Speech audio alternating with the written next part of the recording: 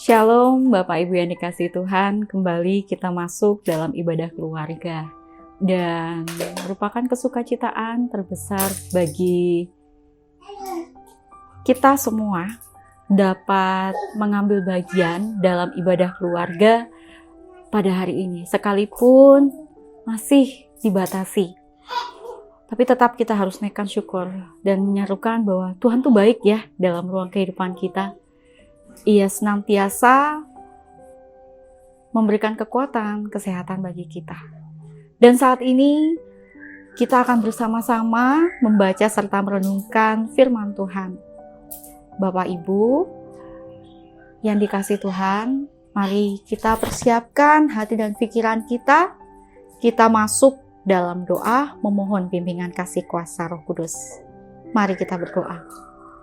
Tuhan Allah Bapa di sorga, kami naikkan syukur kehadirat-Mu yang kudus untuk segala berkat yang boleh kami terima. Engkau memampukan kami Bapa untuk dapat mengerjakan setiap tugas dan tanggung jawab kami. Dan di dalamnya pun Bapa, kami bersaksi akan kemuliaan nama-Mu.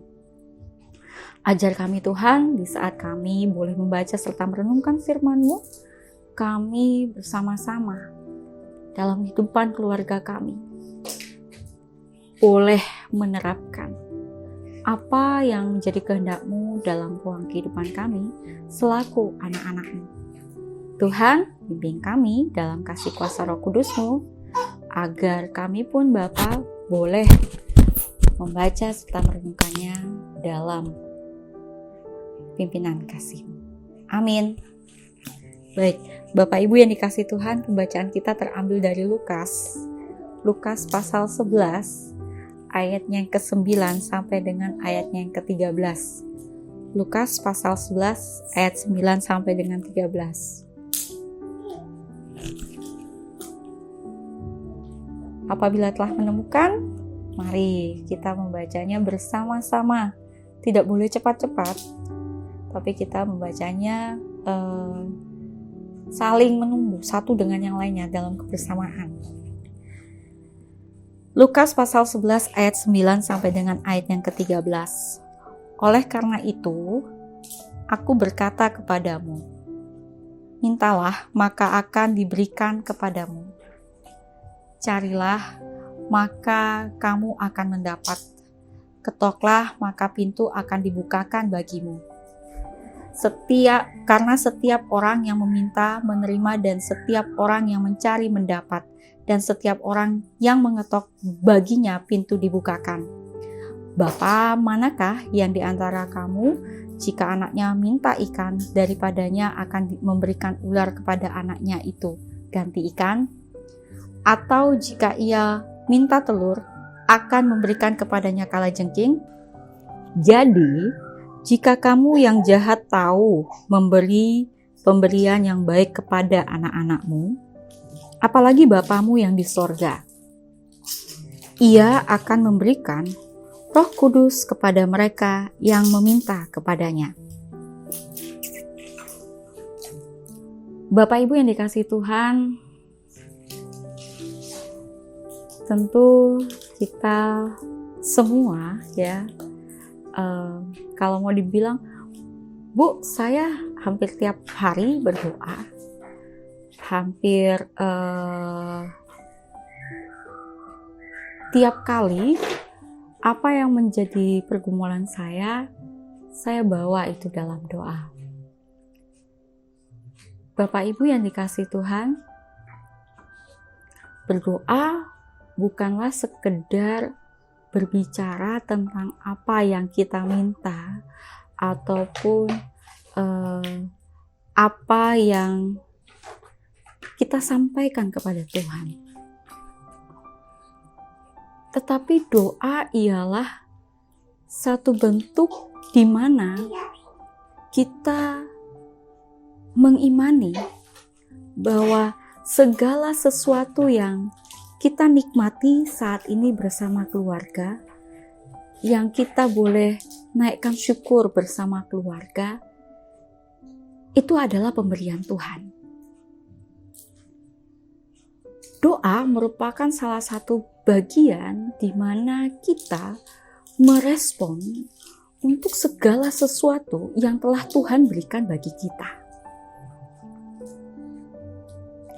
Maka ayat 11 menyampaikan, Bapa manakah di antara kamu jika anaknya minta ikan, daripadanya akan memberikan ular kepada anaknya, anaknya itu ganti ikan.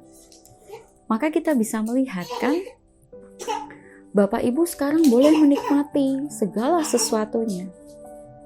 Itu semua terjadi karena Bapa sayang sama kita, gitu. Doa di sini seringkali kita bilang ataupun kita pasti dengar, oh doa itu ada poin-poinnya loh Bu Pendeta, atau di dalam doa itu sendiri Tuhan itu menjawabnya tuh dalam 3 bagian. Tuhan bisa jawab hari ini cepat ya, tapi Tuhan bisa menjawab tunggu, berarti ada proses. Atau Tuhan juga bisa jawab tidak. Nah, persoalannya ialah begini, bagaimana kita bisa mengetahui jawaban itu ya, tidak, dan tunggu? Iya, bukan? Yang menjadi pertanyaan seperti itu. Kalau kita sendiri, Bapak Ibu yang dikasihi Tuhan, tidak peka, ya, tidak terus-menerus mengasah hati pikiran kita. Mengasah dalam artian di sini ialah bagaimana kita boleh mengajarkan kepada anak-anak kita. Kita boleh menerapkan apa yang Tuhan inginkan dalam kehidupan kita melalui tindakan kita, melalui tutur kata kita. Maka percaya, 3 hal itu tadi, ya, tidak, tunggu, akan menjadi satu bentuk hal yang kita rasa bahwa hal yang kita sendiri yang menerka-nerka. Oh, ini jawaban Tuhan. Oh, ini sudah jawaban Tuhan. Tapi coba lihat, kalau misalnya datang sesuatu hal yang buruk, atau yang nggak sesuai dengan apa yang kita harapkan, apakah masih kita menyampaikan bilang, oh ya, ini sudah yang kudoakan, oh ya, ini benar sudah jawaban Tuhan. Masih bisakah kita menyampaikan demikian? Bapak Ibu yang dikasihi Tuhan, dari pembacaan ini pun kita bisa melihat bahwa kata carilah maka kamu akan mendapat merupakan salah satu bentuk di mana kita diajar untuk menggali isi firman Tuhan lebih dalam lagi. Mencari bukan berarti mencari apa yang kita inginkan saja, tetapi di sini kita mencari apa sih yang Tuhan inginkan dari saya. Tuhan menginginkan apa sih dari saya, dan saat kita boleh mendapatkan itu semua, ya, carilah maka kamu akan mendapat. Kalau kita menempatkan apa yang Tuhan inginkan, maka yakin dan percaya Bapak Ibu yang dikasihi Tuhan, kita pun akan mendapatkan itu, dan kita akan melihat, ya, saat kita boleh mendapatkan berkat Tuhan, kita melihat bukan lagi dengan kacamata kita, tetapi kita melihat dalam kasih dan kuasa Tuhan. Saat kita melihat dalam kasih dan kuasa Tuhan, ya, maka yang terjadi ialah kita menerima itu semua dalam sikap yang hikmat dan bijaksana. Kemudian dilanjutkan lagi, ketoklah maka pintu akan dibuka bagimu. Apa sih yang ingin disampaikan dalam firman Tuhan ini? Ketoklah maka pintu akan dibuka bagimu. Tuhan menginginkan kita untuk masuk dalam hadirat-Nya, dalam kerendahan hati.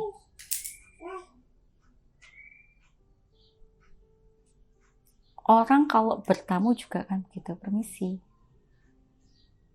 Kata ketok ini sendiri bukan menunjukkan, oh ya ini satu kebiasaan, enggak, tetapi bagaimana kita menghormati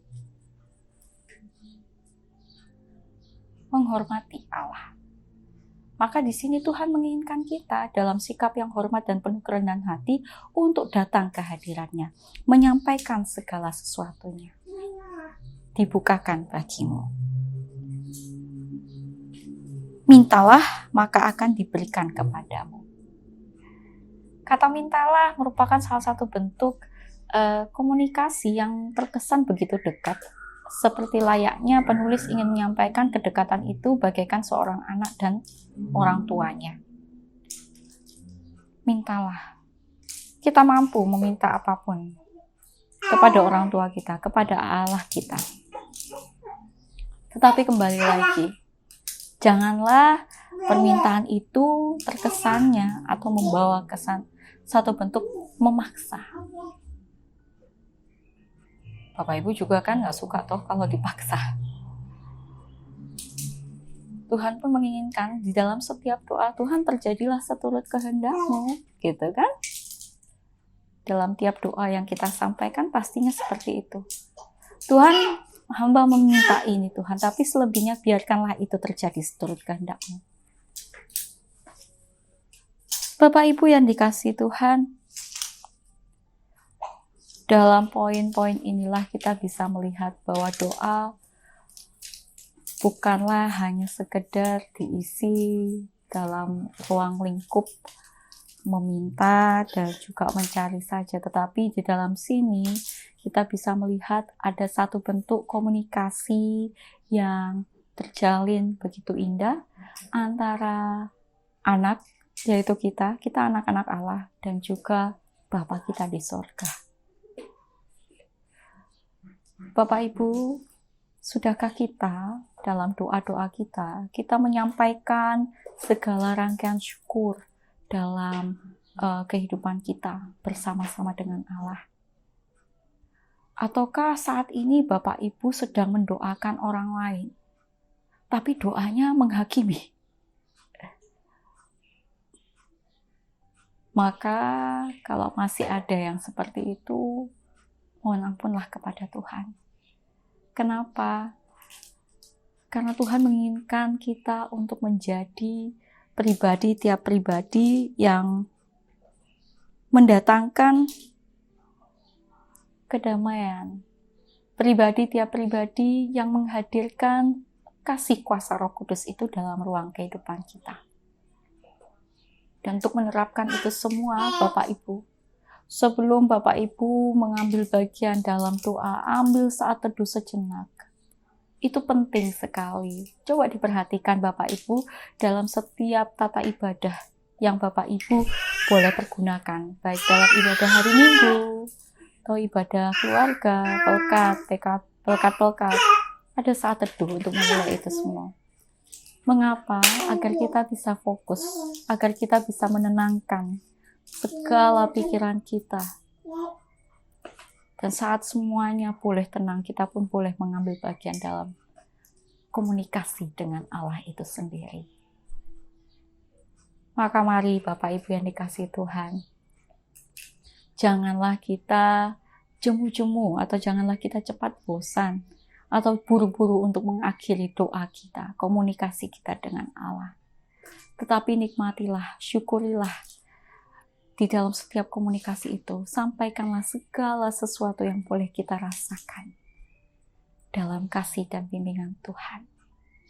Yakin dan percaya, kuasa Roh Kudus pun boleh bekerja dengan begitu nyata, dan kita pun boleh menikmati berkat Tuhan bersama dengan keluarga kita. Tuhan Yesus memberkati Bapak Ibu yang dikasihi Tuhan, dan kiranya firman Tuhan tidak berlalu begitu saja, tapi firman Tuhan boleh tetap tinggal diam dalam hati dan pikiran kita, dan terwujud nyata dalam setiap ruang lingkup kita, selaku anak-anaknya. Amin. Ambil saat teduh sejenak.